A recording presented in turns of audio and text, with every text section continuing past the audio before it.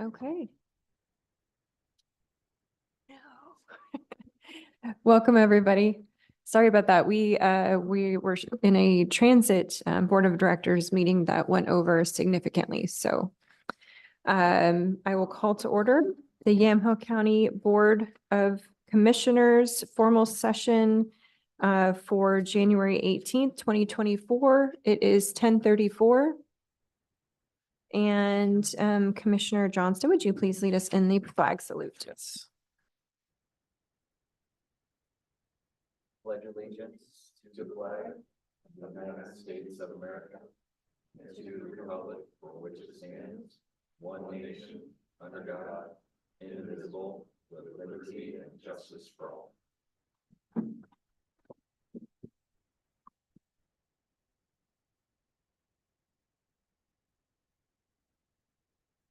Okay.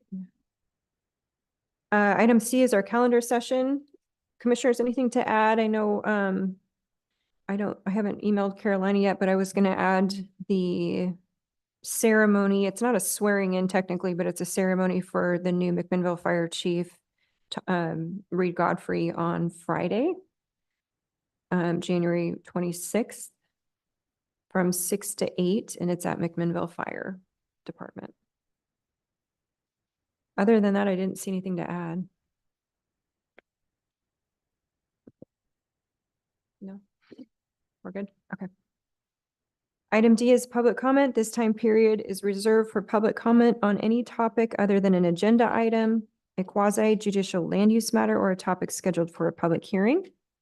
So if you are in the audience or online and would like to provide public comment on anything that's not an agenda item, please raise your virtual hand or come forward.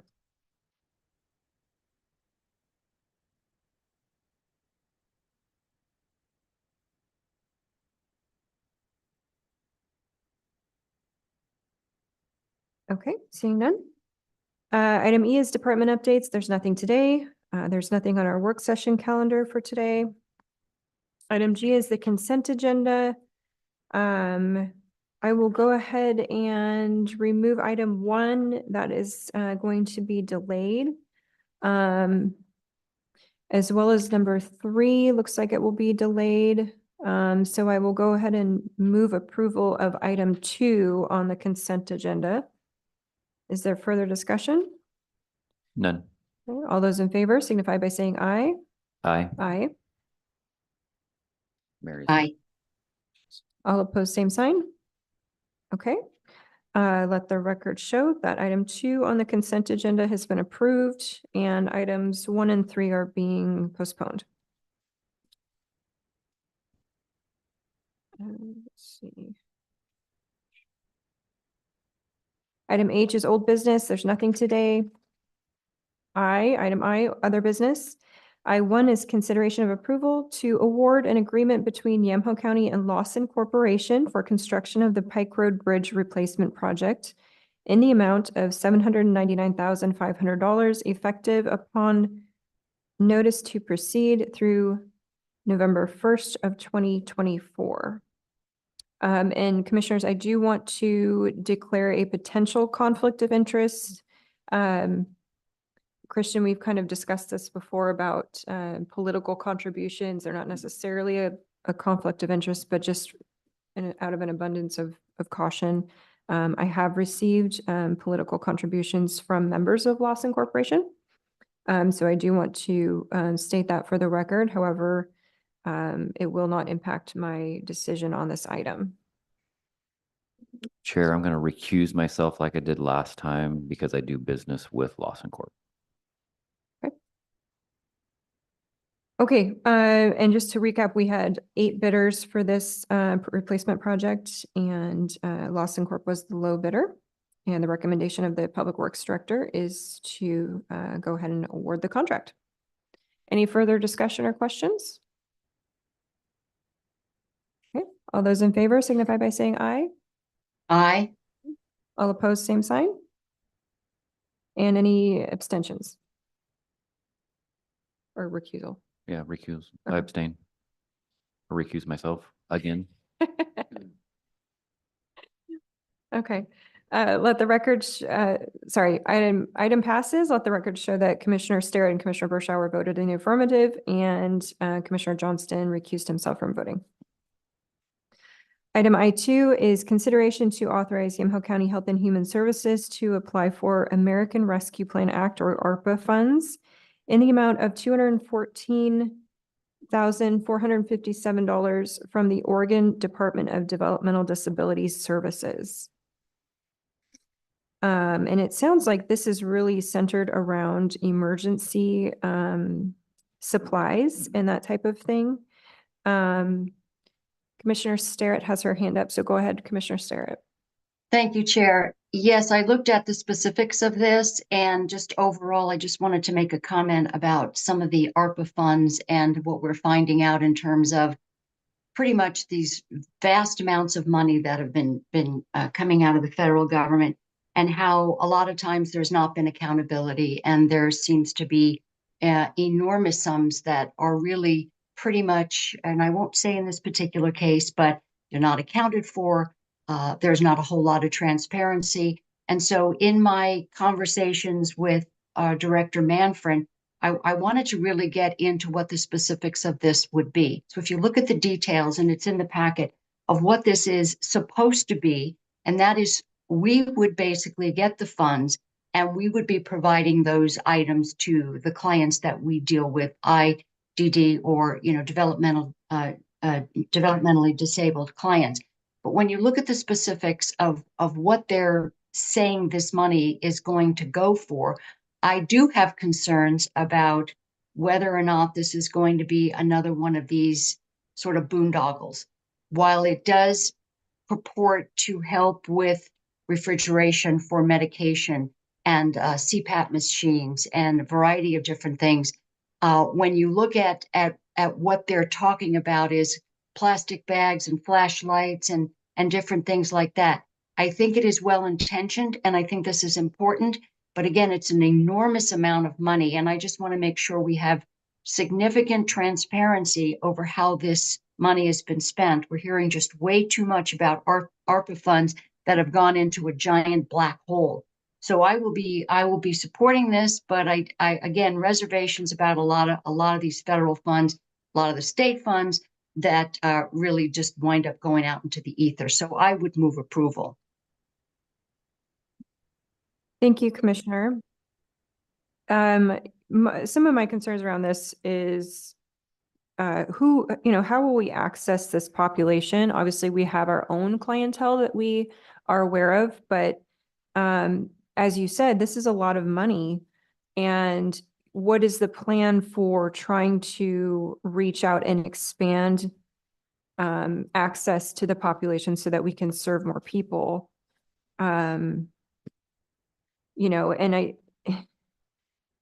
There is a description about what's not allowable for the funding in terms of, you can buy a generator, but you can't buy a whole house generator, and you can't install the equipment, and you can't maintain it, and you can't provide any fuel. It just seems like kind of nonsensical in some ways. When you really get into the details of this, I mean, we're talking about a population that really would need some of those services to make sure that they're truly protected. And we look at what has happened in the past in terms of, I think it was the ice storm of 2021, where we had, massive amounts of rural residents without power for extended periods of time. And we did have those concerns about, CPAP machines and medications staying refrigerated, if you will, or even, access to heat. So I guess the devil's in the details on this. I really am struggling with, where's the plan for the outreach? How many people are we going to serve? What exactly are we going to do? Are we going to put together kits for each household and actually teach people how to use these things so in an emergency they are prepared? And I guess that's kind of where I'm getting hung up on this. This handout that was attached it looks like it was produced by the state, DHS, but there's not really any specifics about how, Yamhill County is going to implement this. So that would be my only reservation on this. You have any thoughts? None. Okay. Chair, I did speak with, have communications with Director Manfred, and what she communicated to me was that we would use these funds for the DD population that we are serving. And again, the details about how we actually implement it. In other words, so we get this large amount of money, are we going to be going into homes and saying, okay, there's a need here for medication refrigeration, or there's a need for a generator, and how do you implement a generator with, I mean, those are not easily set up, those types of things. So I have a lot of questions too, and it is a lot of money. So maybe what we can do is put this off until next week. And again, the reporting requirements, I would hope that in the reporting and the accountability to where the money goes, that we'd see some of those questions answered. But prior to that, so I think prior to that, those questions maybe would be better answered by Director Manfred. Okay, I was trying to look for progress expenditure report. Does it say when this is due? I didn't catch that. Oh, applications due no later than February 1st. Okay. Well, I'd be fine with that if we wanted to push it out a week and see if Director Manfred can give us a little bit more details on how YC, intends to roll this out. If that's, She did mention that they would need, that the clients that we work with, that would be the recipients of these types of items, that they do case management for them.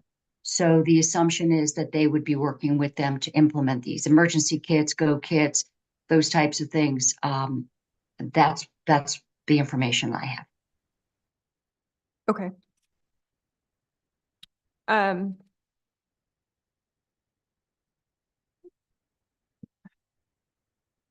Yeah, I think I would like to maybe hear from Director Manfred just on some of more of the details of, some of these items are Do you know the pretty, timeline on this? it says applications due February 1st. So if we were to bring this back next week, I think they would be okay. I can follow up with Director Manfred and see what they have prepared for an application, or what they were going to submit as far as the scope of work. Because if that information is needed in order to approve this, we can do some follow-up for next week and have that ready to go. Okay. Yeah, I think it would just be good to see. I know we have a lot of needs, so I would be interested to see how she plans to implement. And then just procedure-wise, I believe Commissioner Starrett made a motion Mhm. to approve. Do you want to rescind that motion, or if the board is wanting to set this over? Yes, I'll rescind the motion. Okay, thank you. So we will move consideration of item number 2 to next week pending more information from Director Manfred. Let's see.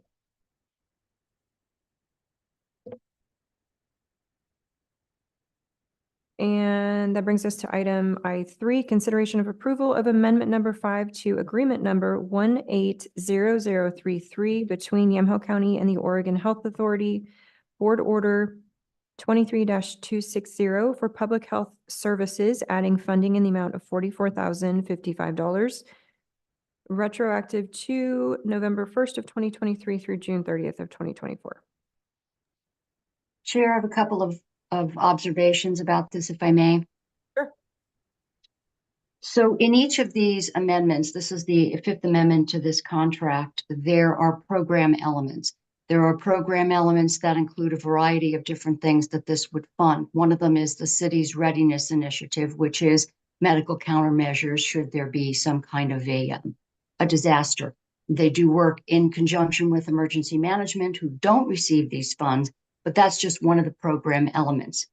One of the program elements that is concerning to me, and I've raised this before at other board meetings over the last 3 years, is that one of the program elements requires us to agree to promote COVID-19 vaccines and other vaccines to increase vaccine confidence. I think it's clear that from the data that's out there, which is not being widely disseminated, that there are people who have concerns about whether or not they're not vaccines, these inoculations are safe and effective, that basically countering their hesitancy and to increase their vaccine confidence, that's not our job. Our job is to give people information, and we're not doing that. We're not giving them the information that they need to make informed consent. And without informed consent, there can be no consent. So we're telling people that we are going to sign a contract that says that we are going to provide community education related to COVID-19. What does that education look like? Is it what comes out of the CDC, the World Health Organization, the FDA, which, by the way, the CDC was just ordered this week by a federal judge to release the VSafe data, which people who got the inoculation submitted their adverse events on the cell phone or on an app. And that was shut down, and we couldn't get a hold of that. And now 8 million people's information redacted for identification is going to be out there so people can make more of an informed consent about whether or not they want to do this. So I think as long as these program elements are contained in these amendments, I would either abstain or be a hard no, because at some point we have to start telling people the truth. Thank you, Commissioner. You have a bit more experience with the city's readiness initiative. Is that something that you can elaborate a little bit on in terms of what that actually means? So we receive money as part of a region. I know Ken could probably fill in the blanks here, but we receive money that basically allows us to be part of providing medical countermeasures. So let's say we need to provide a setup or a point of distribution or pod or push partners. In other words, what we would be setting up a variety of different places where we would be able to offer specific emergency medications. And that is in conjunction with emergency management. So we get the money, emergency management doesn't, but then we set that up. And that is an ongoing, that's been going on for a number of years. And that's basically counties get the money and cities are included in that. So I've been looking at that, and that's been part of this contract for a long time. I don't have any specific concerns. What I do have are the concerns regarding us continuing to push COVID-19 and then to try to increase vaccine confidence. That to me is unacceptable. Okay. But we do know that when we try to take pieces of these contracts, that OHA basically says, sign it or don't sign it. So if we don't sign the contract, we don't get the money for the other program elements. And that is where that's the difficult situation that we're in. We've been working with AOC, HHS, trying to get some kind of the ability for counties to have a little bit more autonomy. And that's just not happening. OHA is telling us that you either sign the contract or you don't get the money. And so that puts us in a difficult position because there are program elements that should be funded.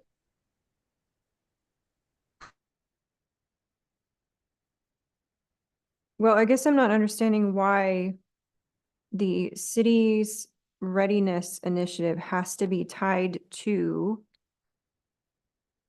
the other program element, which is completely unrelated, which is the OIP Bridge COVID, which is specifically a CDC immunization and vaccines for children.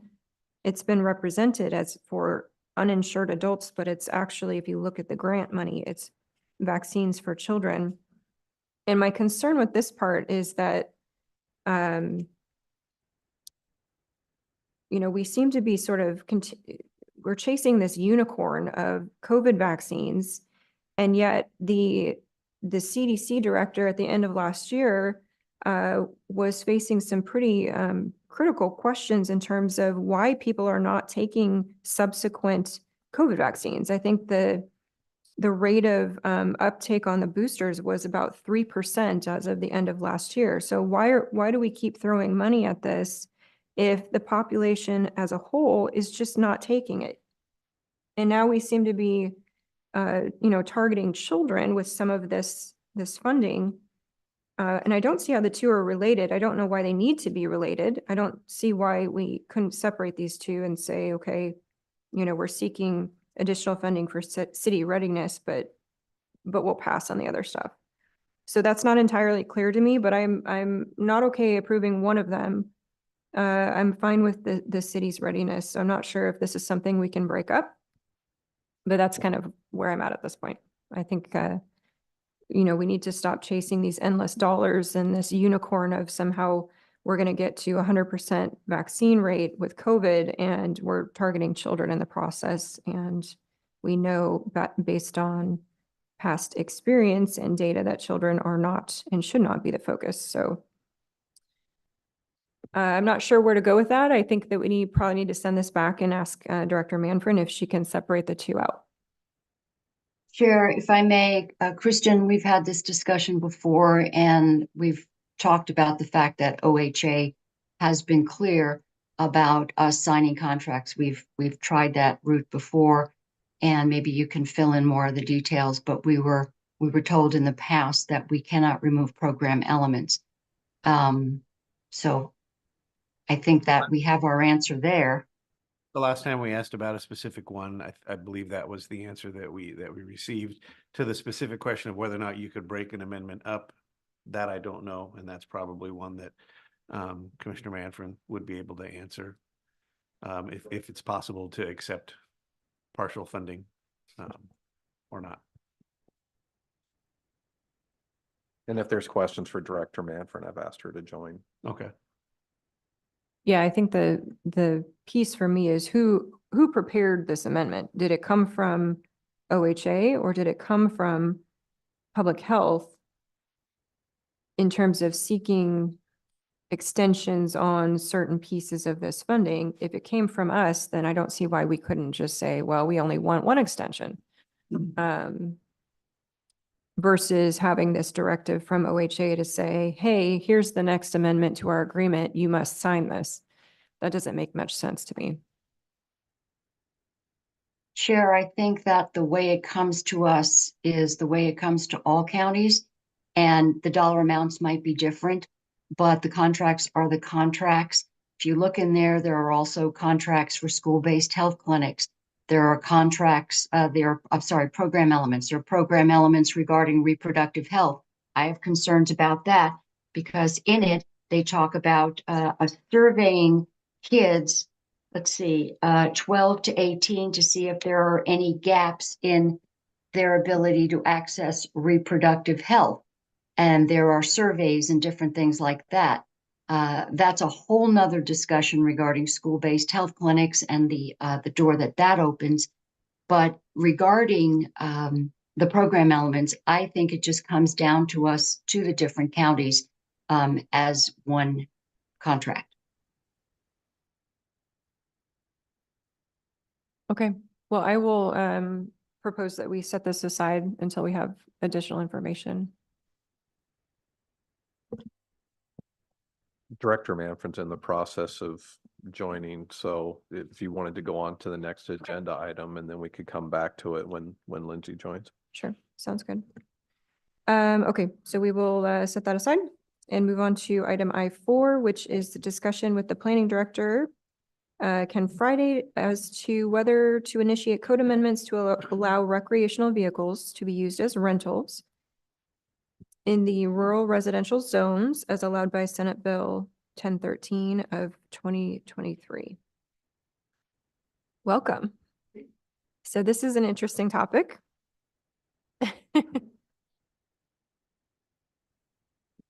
Oh, Sorry okay. about that. Green light. I'm red-green colorblind, so I don't know. I didn't notice. Yeah, I just wanted to check in with the board to make sure that there weren't any objections if I went forward with this.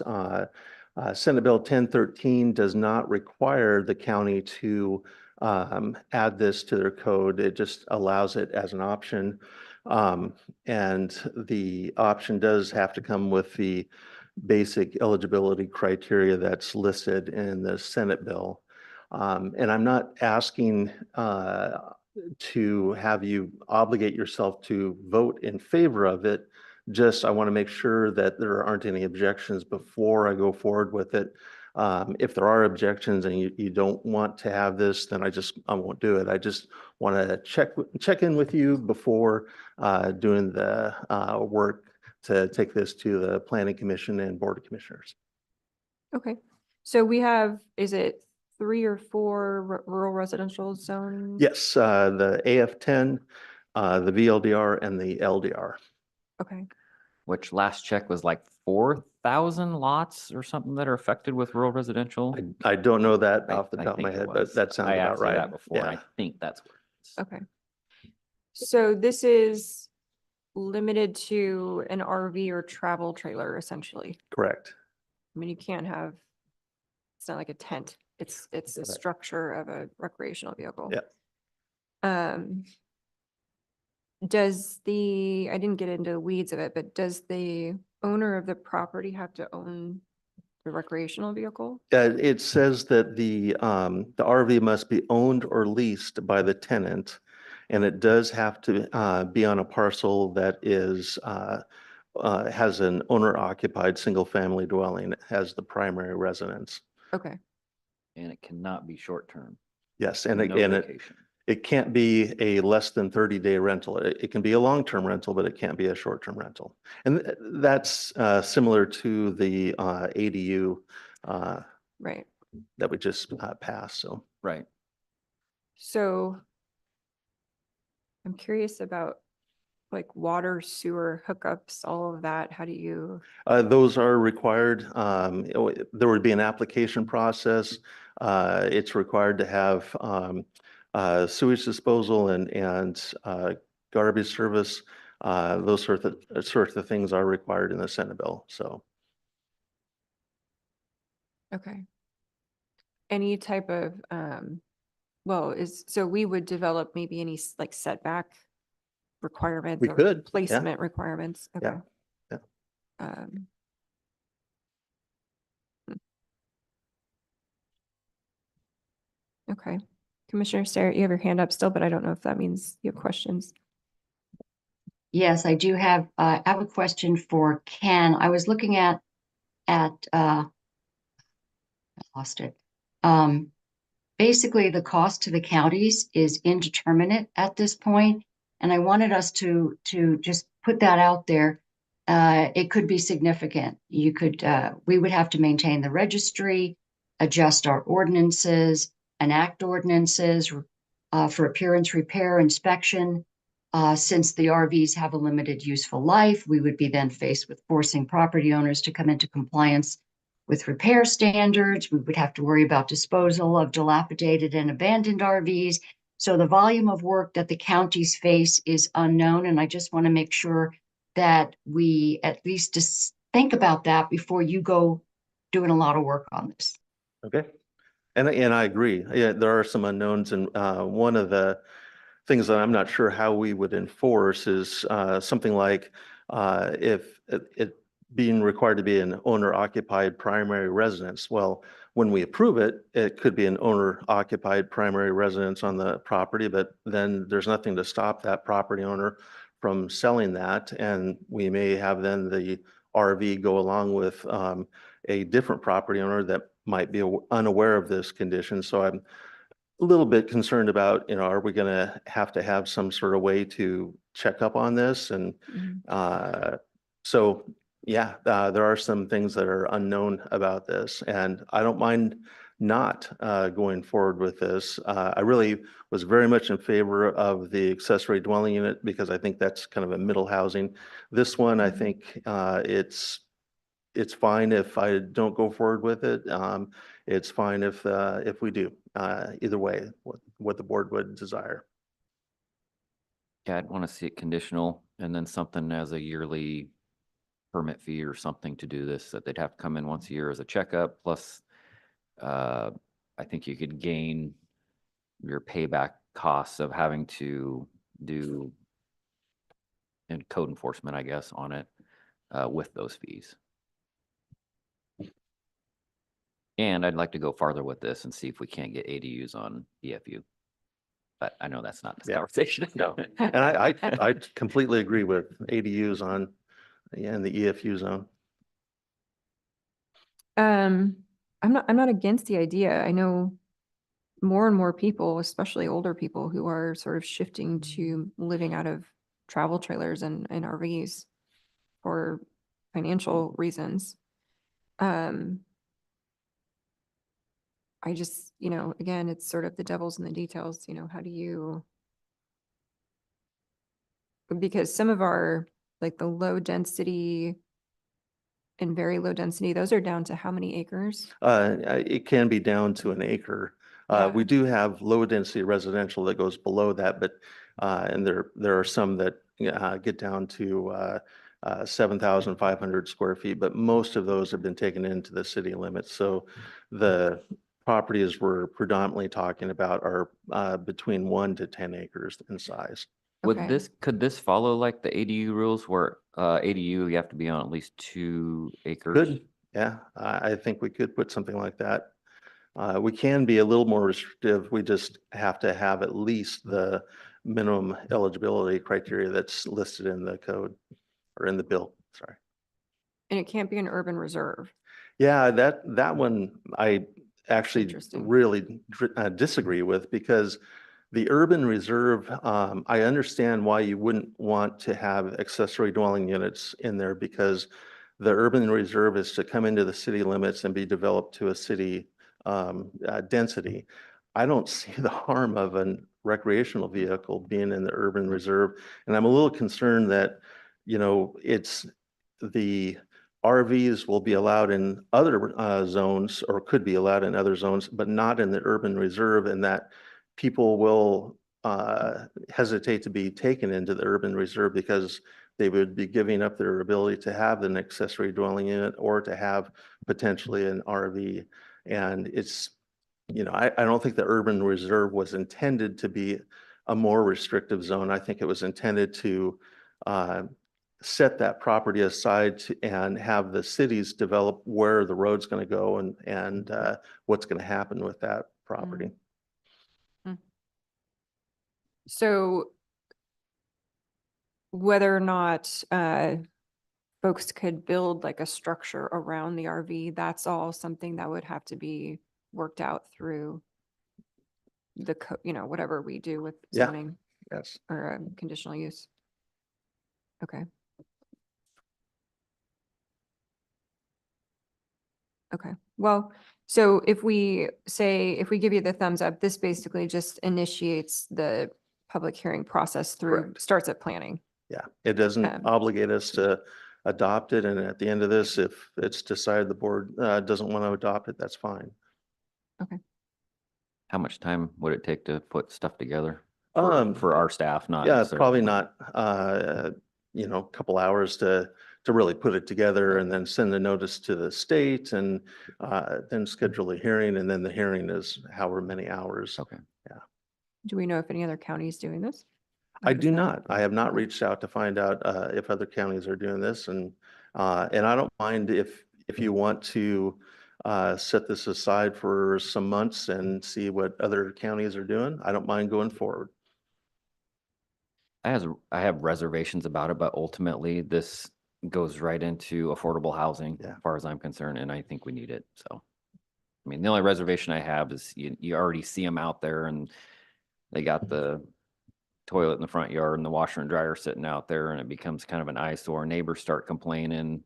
That's what I don't want this to turn into, but ultimately we need affordable housing, and this is just one more option. A toilet on the outside of it? Yeah, toilet in the front yard. That's not a planter? Any final thoughts, Commissioner Sterrett? No, I think that your last comment put was the icing on the cake. Uh, Okay, well, I think, you know, folks, especially on our planning commission, I'd be really curious to see what they would have to say about this and look forward to that discussion. So, While you're here and bringing up the ADUs in EFU, what is our next step as a county if we want to proceed? Do we need to go to start? Legislature. Okay. mhm. Yeah. Okay. Okay. All right. Thank you, Ken. Thanks, Appreciate Ken. it.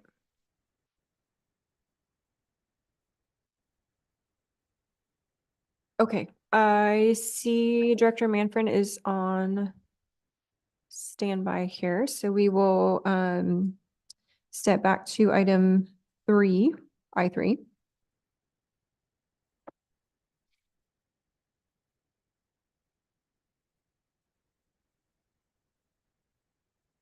Welcome, Director Manfred.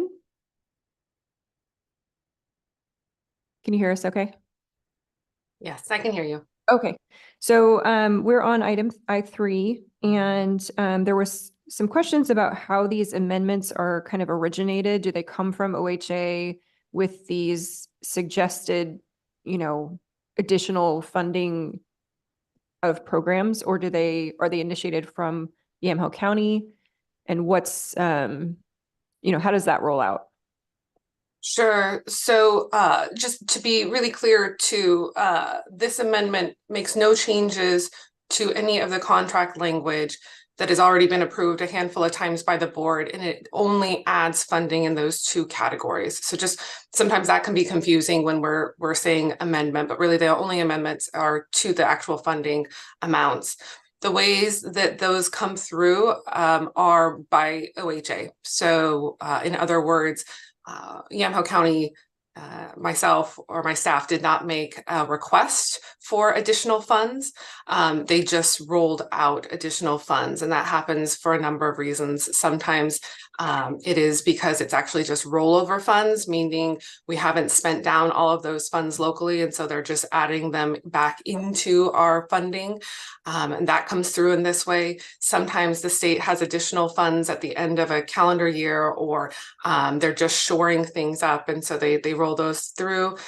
Sometimes you will see that there are really small amounts of, and they're just rebalancing because there was an error in distribution or something like that. So there's a variety of reasons we see these come through, and that's part of the reason you see so many of the amendments come through versus just annually, but they are generated through OHA. We have not made requests to increase funding or modify funding.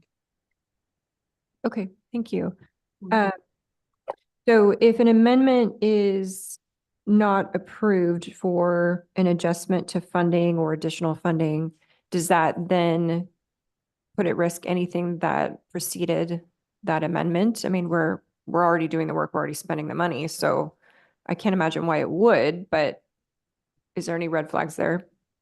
I want to make sure I'm understanding. So in this example, if the commissioners were not to approve this amendment to add the 17,000 to the CRI funds and the additional funds to the vaccine funds, are you asking, would that be detrimental to previous amendments or void anything historically? Yeah, I'm trying to think of an example that would be sort of obvious, like what's a major, I don't know, let's just say AIDS funding, right? So treatment of AIDS and HIV, and we have a contract with OHA, and we've been receiving a lot of money, and it's been over years and years and years and years. And then we get this amendment that says, here's another $10 million to continue working on AIDS and HIV, whatever.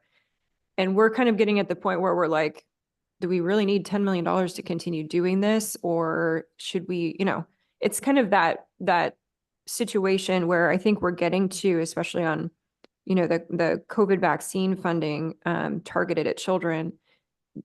that's where our conversation was, where we're sort of feeling like, why are we continuing to do this? Do we really need to accept additional funds? Or can we just sort of utilize what we have? And I'm not sure what that means if you say no to an amendment.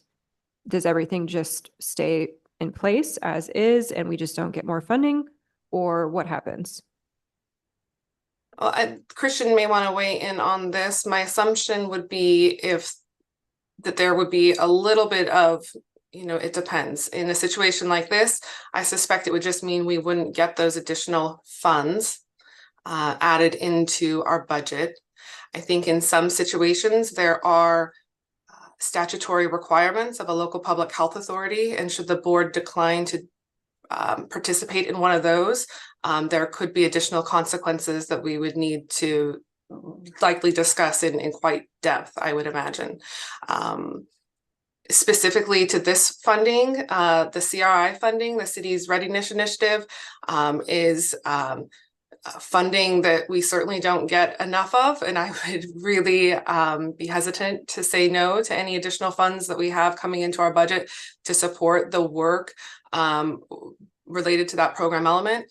The other additional funding in this program element or from this amendment is really just funding that allows us to purchase COVID vaccine and administer it to people who want the vaccine and don't have insurance that will pay for it. There are still individuals who do want to be getting vaccinated, and we want to make sure that those people who don't have insurance have the ability to make the choice to do so if they want to, and we don't have other funds that allow us to purchase vaccine. Most of our vaccine or immunization funds that come to us are not funds that we can use to actually purchase vaccine. They are to administer the program, and there's a variety of things that you can see in that program element that we're required to do by statute. And so I think saying no to these funds in this moment would be detrimental to those vulnerable people who are uninsured and seeking vaccine. But again, Christian may want to weigh in on the contract piece that I mentioned earlier. Yeah, I think Lindsay's right. If we don't enter into this amendment, I don't see it having any impact on previously approved amendments or the contract. I will note, Lindsay, there's a number of footnotes in this amendment that appear to apply to a number of other program elements. I don't know if those footnotes and those smaller technical changes would have any impact on how you might use funds or deliver those services if this amendment in particular was not approved, but otherwise it doesn't look to be making other structural significant changes to the underlying contract. I think one of the other questions the board had talked about before was, might it be possible to approach OHA and say the board would be comfortable approving an amendment that included just the city's readiness initiative funding, but not the funding for the other piece? Is that something that is an option, or is this the amendment as it is from OHA and you either accept both or you accept neither? So again, with the caveat of, and I'm giving the caveat because I don't want something to come up later down the road and to make it sound like I had given incorrect information today. So the caveat is there are some circumstances that there are things that locally we are required to do per statute. And so if something were to come up in which that was the case, we would need to have further conversation, and the answer would be different than what I'm about to say, which is my understanding is that the board could elect to take some funds within this amendment and not take funds from another part. So if the board elected to accept the CRI funds but not the CARES funds, my understanding is that would likely be okay with OHA from the perspective of a contract. Okay. It does sound like that's kind of where we're leaning, at least Commissioner Sterrett and myself. Commissioner Johnston hasn't weighed in yet, but if there was a possibility to accept the city's readiness funds and pause on the COVID vaccine for children funds, that would probably be preferred. The other part of this is that the bridge COVID funds go from a previous award balance of $0 to $26,423. I guess what I would want to know is where are we at in spending that money and actually delivering those vaccines? Are we not using the money that we're getting? Is the demand not there? Because everything that has come out of the CDC essentially confirms that the demand is not there. And so, you know, how are we looking in terms of actually spending that money down? Is this a brand new $26,000, or is this a rollover from the last amendment where, you know, we just haven't spent the money because there's no demand? I think that's what I would want to know before I can speak to that for sure. So, but first I want to just note that this amendment only includes increased funding for the City Readiness Initiative and the bridge funding. There's no additional funding unless I'm mistaken, and I'm looking through here and I'm still not seeing anything that changes anything for the Vaccine for Children's program. So we really are only talking about those two pieces. So with the bridge funding, that is new money. It was put in place and rolled out from the CDC to the state and then down to the locals as part of a planning process because of the change in the privatization of the COVID vaccine. So we are no longer getting vaccine at no cost. People are no longer able to get the vaccine at no cost. And so for individuals who have insurance, that's not a problem. Whether it's private insurance or Medicaid, it's covered. And we are able to provide that vaccine that we get through what we call the state supplied vaccine for individuals on Medicaid. We are able to purchase and then bill for people who have private insurance.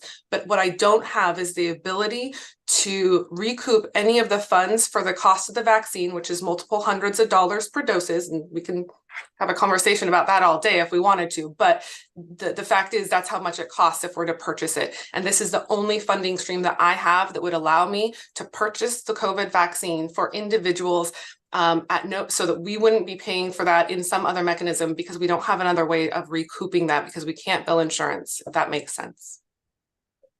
Okay, that makes more sense. Commissioner Starrett, if you have thoughts, please jump in. I'm just kind of organizing some of mine right now, so. Thank you, Chair. Thank you, Director Manfred. A couple of things regarding this program element that, and we've had this conversation for the last however many years, but part and parcel of this program element includes community education related to COVID-19.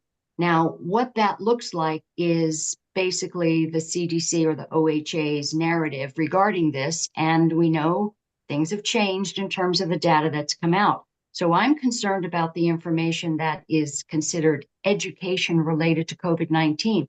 Another program element is to promote COVID-19 vaccines and other vaccines to increase vaccine confidence. I have said before, I don't believe it's our job to try to tell people that what they've heard isn't true. It isn't our job to tell them that there's nothing to see here, because there is. And that's part of the program element. And we're supposed to be, getting rid of vaccine hesitancy and improving vaccine confidence. And that's the part of it that really is where I would draw the line. Thank you, Commissioner. Director Manfred, I think that's kind of one side of this issue. From my perspective, I've said that if somebody wants a vaccine, that they should be able to access it. I don't, in my view, that's an individual decision. But what I'm not really understanding is how long so these COVID vaccines were free to access via the government for a long time. How long have they not been free, where we've been having to pay for them? So I would need to look back at the date, but it's been several months. It was shortly after the declaration of emergency was over, because there's just less leeway to be able to do those things when there's not a declared emergency.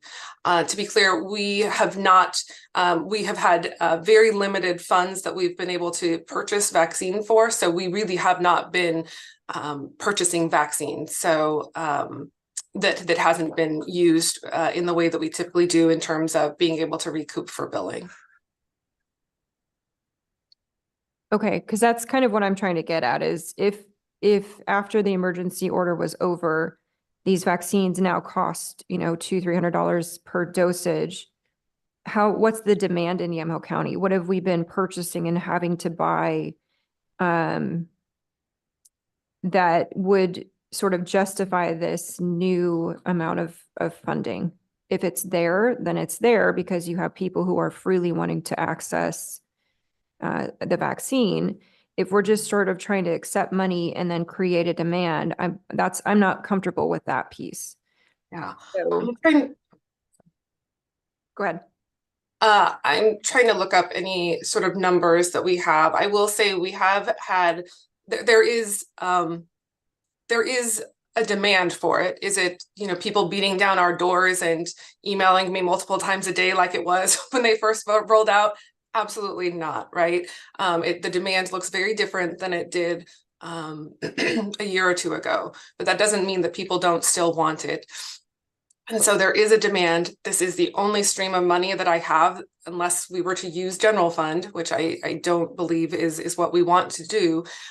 This is the only funding stream I have to be able to purchase vaccine without a cost to the county to provide for individuals who don't have insurance. So when we look at the number of individuals who don't have insurance, yes, that is a more narrow pool of people. And then of course, within there's going to be a more narrow pool of people who are interested in wanting the vaccine. And I don't want those people to go without just because they don't have insurance. That feels really wrong. And it sort of goes against what public health is here to do, which is to provide these types of services and things for all individuals, and to make sure that we're trying to fill the gaps where we can, where things like insurance is not able to pick up because people are uninsured. So I don't have exact numbers. Yes, the demand is decreased from what it was years ago, but there are still individuals who are wanting it. That much I can absolutely attest to. You want to jump in, or do you want me to make a suggestion? I agree with Commissioner Starrett and Chair Berschauer on parts of both of their points. Chair Berschauer's biggest is that the access is there. We're not demanding that they take a vaccine. It's just there and available if you need it. It's our only funding stream to recoup the cost for the vaccine.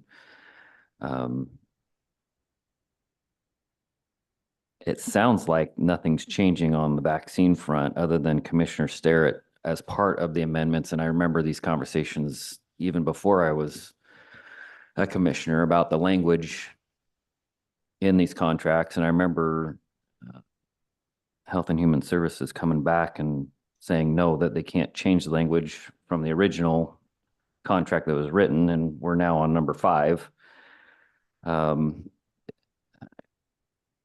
I definitely would back up Commissioner Starrett 100% that this is a way bigger battle that needs to be fought with legislature and AOC, and we need to keep pushing hard on that to make any changes that we want on that level.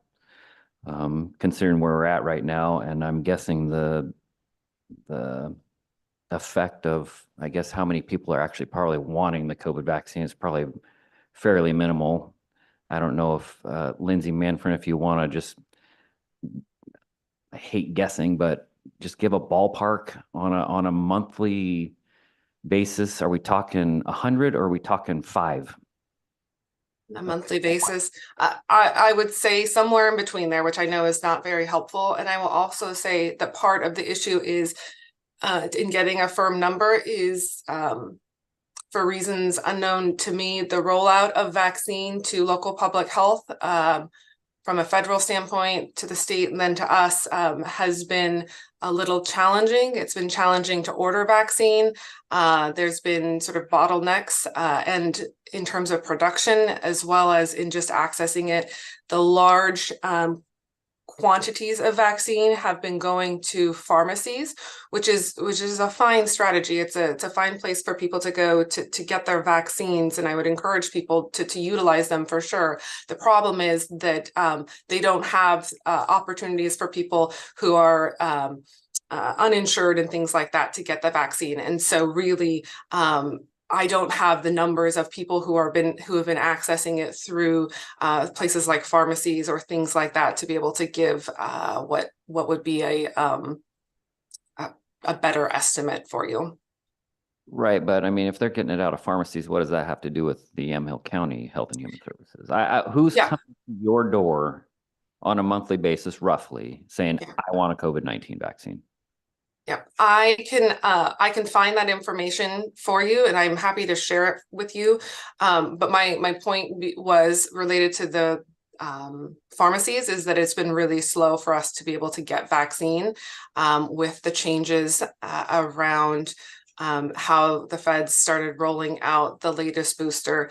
Meaning when our supply is down, then of course the volume that we're providing is also down because we just don't have it. And so, for example, we were getting, a single vial at a time, which is 10 doses, and then we'd have to call people. I mean, it was sort of going back to when COVID was first coming out, and we had to triage people based on all sorts of things to try to get them access to it. So my point was just that the numbers are probably not going to be really reflective of community desire because of that, but I'm happy to get them so you have the estimate for you. Thank you. Okay, so we have this issue where I think that we are in agreement about the city readiness money. I don't know how we would vote on that piece and then wait for more information for the second piece, or if we just hold over the whole thing. I mean, No, because Lindsay said that it has nothing to do, or at least this amendment is the city readiness and one other piece that has nothing to do with the COVID-19 vaccine. If The second piece is the COVID vaccine. So- Yeah, it's the COVID vaccine, but there was mention of pediatric children's vaccine for children's program, and that's what I was trying to clarify, that in reading the amendment, I didn't see any modifications to that. I was just looking at where it says OIP Bridge COVID, and the grant title is CDC Immunization and Vaccines for Children. So it seems like the whole point of the grant money is for children for vaccines. I can see why it's confusing.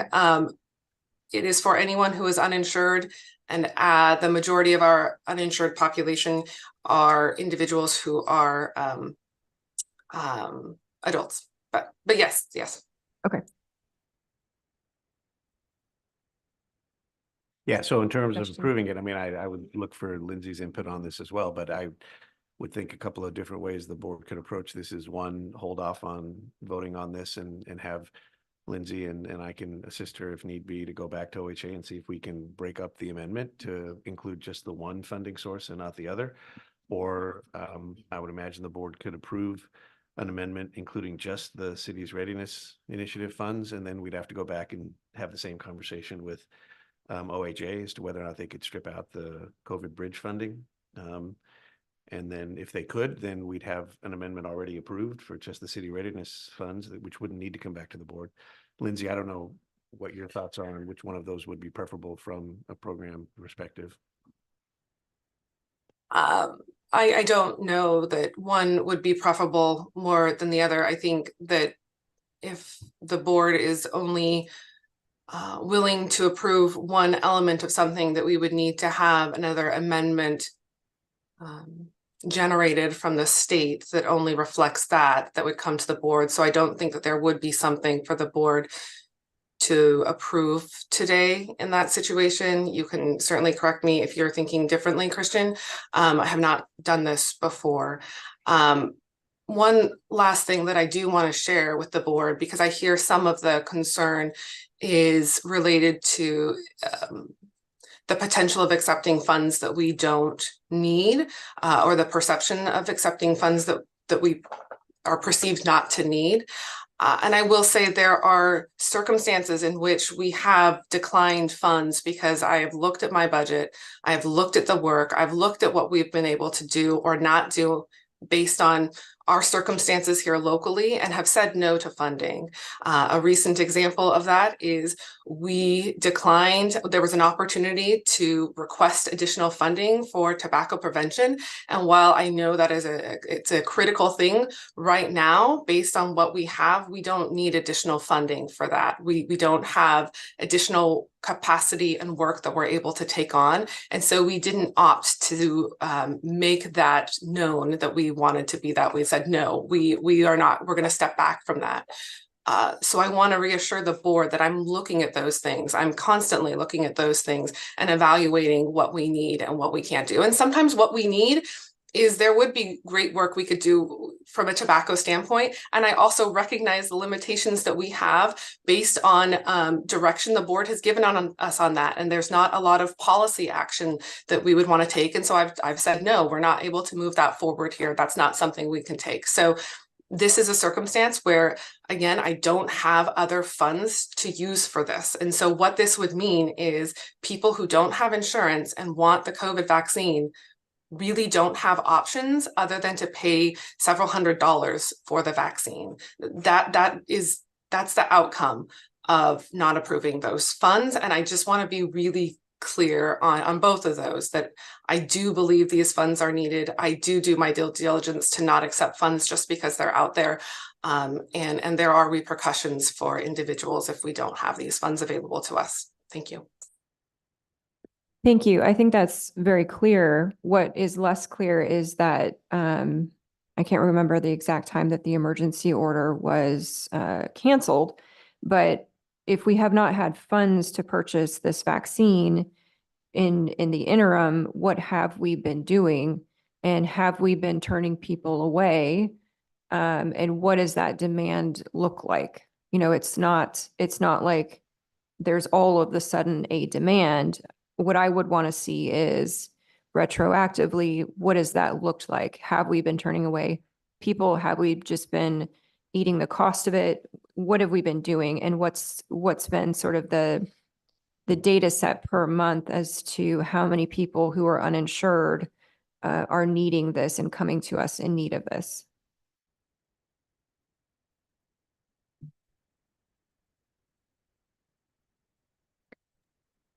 So commissioners, I don't know what you're more comfortable What's the doing. timeline for this?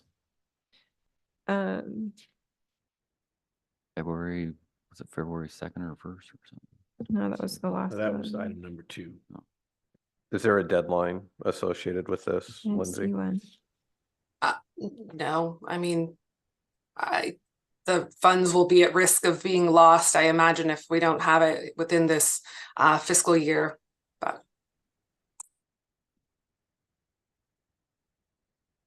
Okay. Commissioner Starrett, any thoughts on how to proceed? Whether we should just hold the item over until we have more information or try and separate out some of the program funding? I just want to be clear. I understand the desire to have whatever medical intervention available for anyone who wants it. So I'm not, saying we don't want to provide the funding for this because we don't want people to have it. What I'm saying is anyone who wants it, and we would like to provide that, and we make it available, that's one thing.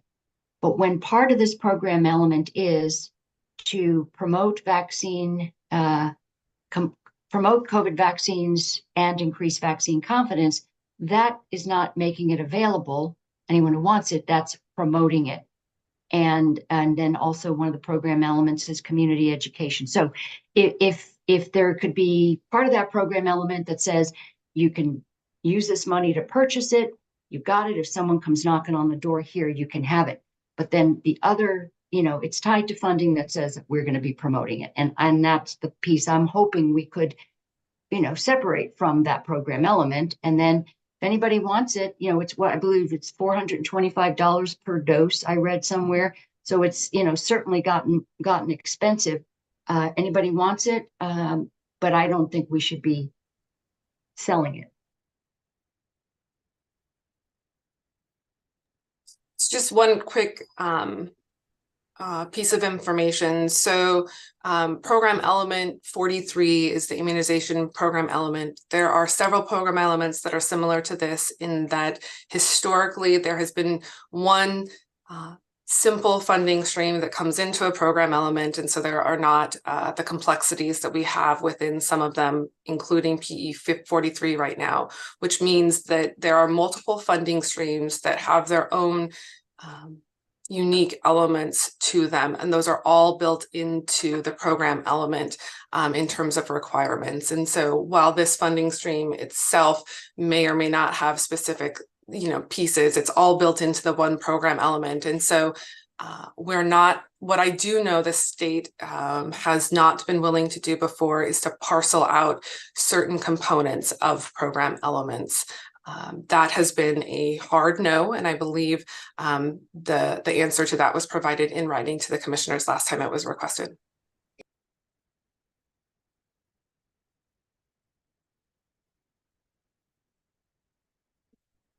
Okay, well, it sounds like there's not really clear initiative either way as to separate out these items or just wait for more information. So I'm gonna go with the second option where we hold this over and wait to see some of the information that we've talked about regarding the stats for Yamhill County, administration of or demand for the COVID vaccines over the past several months since we've seen the change go from free to now it's $400 some per dose. And once we can sort of review that information, I think that we can make a decision from there. Does that sound good?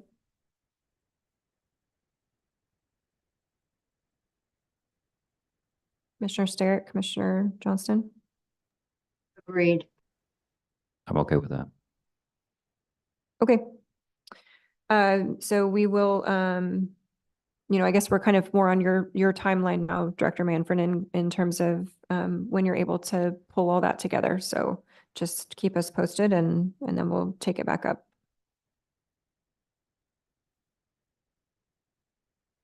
Thank you. Okay, so that brings us to, we did item 4, it brings us to item I5, which is discussion of 2024 work session calendar. Ken, you want to kick us off here? Yeah, just really quick. I'm in light of events this week, I'm not as prepared as I'd like to be, kind of focused on ice and snow. Yeah. I did get an email from the chair with some items that she would like to talk about. I guess maybe at this point, if the Commissioner Sterrett and Commissioner Johnston, if you'd like to do the same and kind of send me the list, and then what I could do is I could compile the 3 lists and come forward next week with the list of all the various topics, and I can put together a calendar, the work session calendar for the year, where I think the dates for those agenda items might work well. Sure. And then that way it might make it a little easier for the board to kind of take a look at it, and you can make adjustments, thumbs up, thumbs down, and kind of That's go from fine. there. I can tell you the one that I've been pushing ever since last budget is going to be the sheriff's department. So, Okay. and I know we've talked about that throughout the months, but Right. that'll be top on my list. Yeah, so I can offer some of what I sent just for ideas in case it sparks an interest in something else, but dog control for sure. We Mhm. need to discuss some specifics on the current status of the budget. And then, predicted costs going forward, statutory requirements of the sheriff's department, And then maybe what some other counties are doing. That's potentially work that we probably have to put a little bit of time into making those phone calls, but long-term capital investment needs in the jail. The sheriff told me that they are working on, backlogs of repairs from several years ago. So what does that look like going forward? Some of this we've talked about before, but good governance reporting during budget discussions. So talking about how to develop commissioner reports on discretionary expenditures and travel and reimbursement expenditures. That's something that I would love to see that work session happen relatively soon, because I don't think it's really that complicated for us to put together sort of a, form, if you will, that can pull data and upload the data for each commissioner so that during our budget meeting in May, we can present that to the public and talk about it with each other and stay accountable with each other and to the public. So it would be great if we could have that ready for May. But I don't think there's a whole lot to that. It's, basically travel reimbursements and then whatever we use our discretionary for. One of the other items I had was a county communications strategy. We've talked about this many times. We've had many frustrations over communications in our strategy. And so, how can we improve that or integrate it maybe into some of the, the departments or staff that we already have? What does that look like? What are the ideas? And then I wrote down a couple of things today during session that came up, which is one could potentially be committee vacancies. How do we handle committee vacancies? And this low rate of participation that seems to plague some of these committees. Maybe that's something that we can talk about in a work session to help improve. Cynthia reminded me of the bus fare policy or no fare, or can't remember what the term that she uses, but fareless policy. That's probably something to talk about. And then one thing that I've noticed with attending other meetings is some government bodies have like a public comment management system where if you have people coming to your meetings and they're providing public comment, that it's actually kind of more of a system that logs their information and it logs their concern or complaint. And there's a follow-up process to that where, we can respond in a timely way. We can make sure and follow up to make sure those concerns are taken care of. I don't know how extensive some of these are, but it was just an idea that came up recently after watching, I think it was a city council meeting where they actually had it was like a mechanism that they used to log the public comment, and then it was, digitally stored and then followed up on, and the board went back and checked in to make sure that the week prior or 2 weeks prior, those issues were dealt with. So it was just kind of maybe one of those more good governance items, but it sounded interesting. I don't know if that's something that we want to talk about in relation to communication strategy, but those are just some ideas that I had to put forward. If that, spurs any thought about any of your departments. I'm also having my sort of, beginning of year liaison meetings with all my department heads, so I could have additional ones out of those conversations. But at this point, I think we just continue to email Ken ideas, and then we can go over the calendar setting part later, if that works. I'm good with that. Sounds good. Okay. How does that sound? Okay.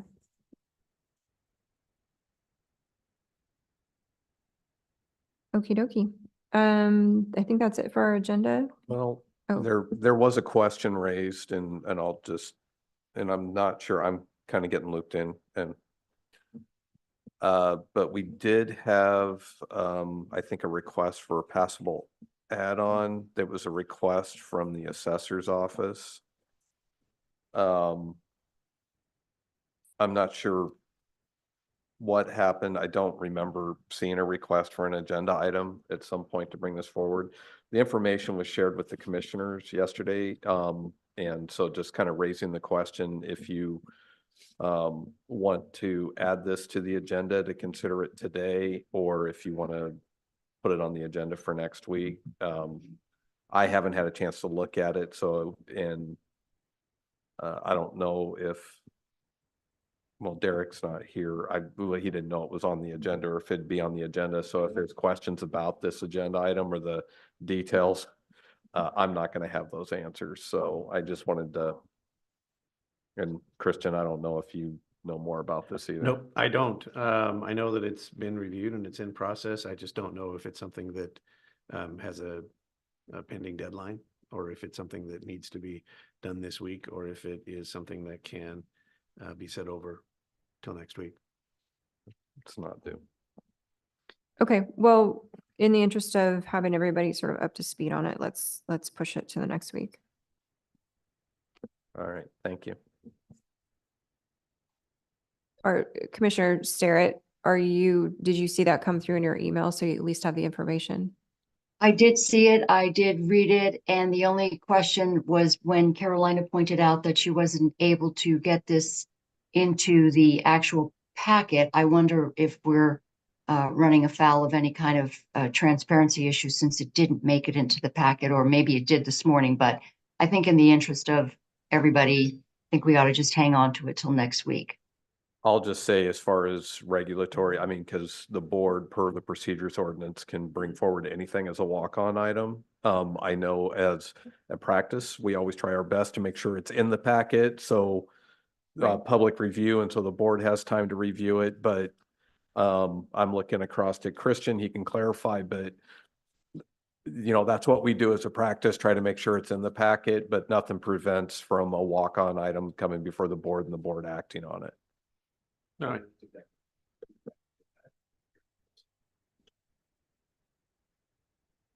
Okay, well, I think it's probably better if we have questions, you know, that there's a little bit more notice.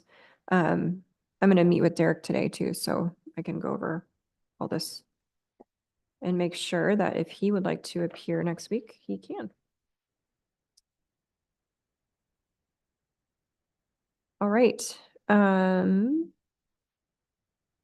Next is public hearings. There's nothing today, and that brings us to announcements. Commissioners, any announcements? Chair, just an update. I've met with Sergeant Young, our emergency manager, regarding, he talked a little bit about the continued continuity of operations plan, future full-scale exercises. And we did, Commissioner Bershauer and I had the opportunity to meet at an abbreviated meeting with the Local Investment Advisory Committee yesterday with our treasurer, Chris Bledsoe, who was there, and it was good to see her and brought us up to date. We do have some questions about investment interest, which we'll be bringing to our administrator, and also had opportunity to visit with Orman Fredericks, who's the ODHS Child Welfare COO for our district, about some significant child welfare issues that we're trying to get ahead of and make sure that we can address in our county. YCAP, the shelter, youth outreach, and the food bank were closed due to staffing issues. And let's see, the Community Wellness Collective was able to keep their shelter in Newburgh open 24/7. So I want to put basically a shout out to them for making it happen during some very difficult weather. Provoking Hope is the dinner is Saturday, and the AOC HHS Summit is going to be next Monday. Great, thank you. Commissioner, any announcements? Just preparing for a point in time count. We did our training yesterday.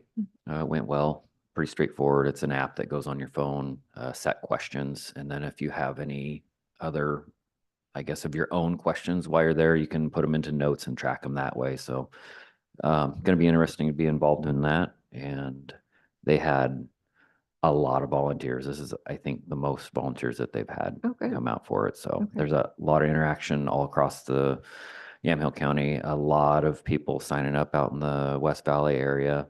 So I got high Wonderful. hopes that we're going to get some good numbers coming in. Sounds great.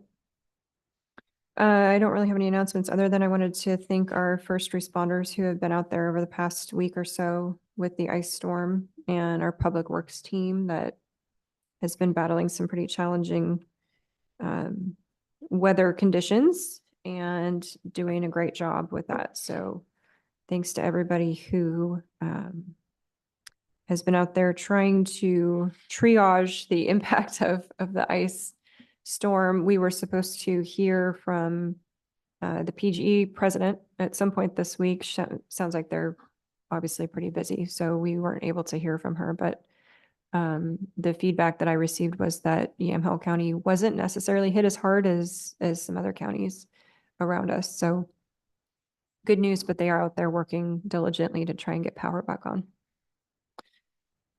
Anything else for the good of the order? Nope.